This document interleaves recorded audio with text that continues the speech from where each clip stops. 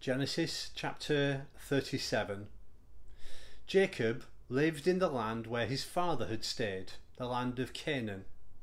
This is the account of Jacob. Joseph, a young man of 17, was tending the flocks with his brother, the sons of Bilhah, the sons of Zilpah, his father's wives, and he brought their father a bad report about them. Now Israel loved Joseph more than any of his other sons, because he had been born to him in his old age, and he made a richly ornamented robe for him. When his brothers saw that their father loved him more than any of them, they hated him and could not speak a kind word to him. Joseph had a dream, and when he told his brothers, they hated him even more. He said to them, "Listen to this dream I had. We were binding sheaves of grain out in the field when suddenly my sheaf rose and stood upright, while your sheaves gathered around mine and bowed down to it."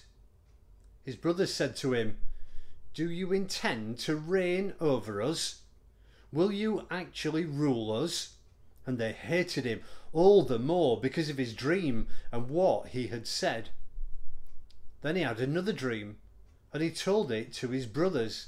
"Listen," he said, "I've had another dream, and this time the sun and the moon and 11 stars were bowing down to me."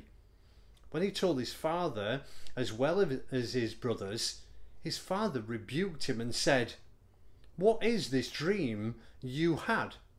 Will your mother and I and your brothers actually come and bow down to the ground before you?"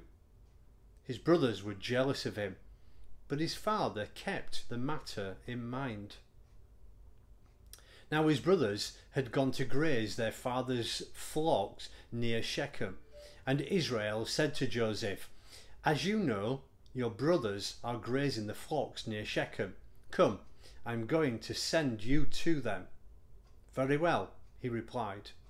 So he said to him, "Go and see if all is well with your brothers and with the flocks, and bring word back to me."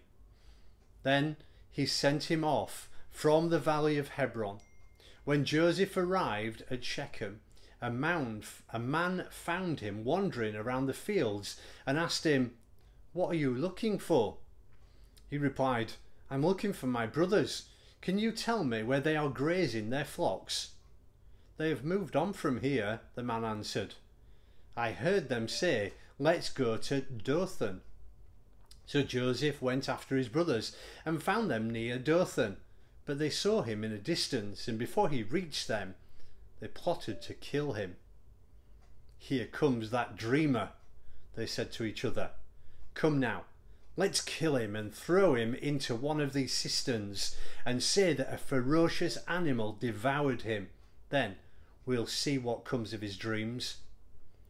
When Reuben heard this, he tried to rescue him from their hands. "Let's not take his life," he said. "Don't shed any blood. Throw him into the cistern here in the desert, but don't lay a hand on him." Reuben said this to rescue him from them and take him back to his father. So when Joseph came to his brothers, they stripped him of his robes, the richly ornamented robe he was wearing, and they took him and threw him into the cistern. Now the cistern was empty, there was no water in it. As they sat down to eat their meal, they looked up and saw a caravan of Ishmaelites coming from Gilead. Excuse me.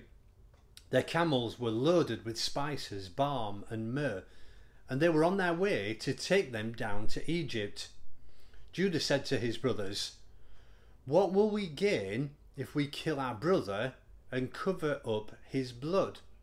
Come, let's sell him to the Ishmaelites and not lay our hands on him. After all, he is our brother, our own flesh and blood."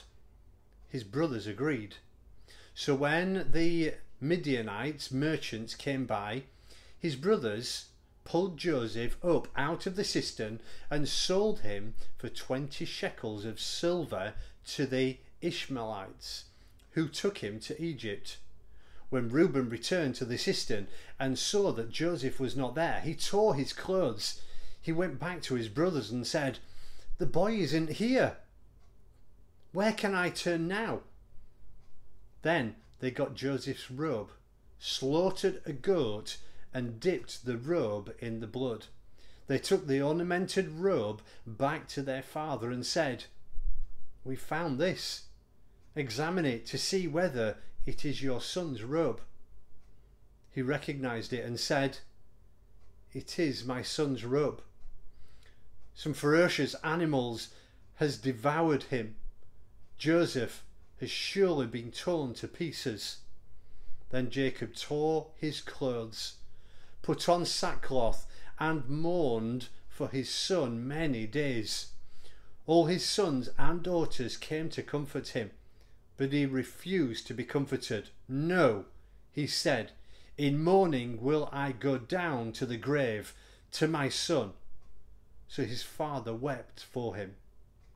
Meanwhile, the Midianites sold Joseph in Egypt to Potiphar, one of Pharaoh's officials, the captain of the guard.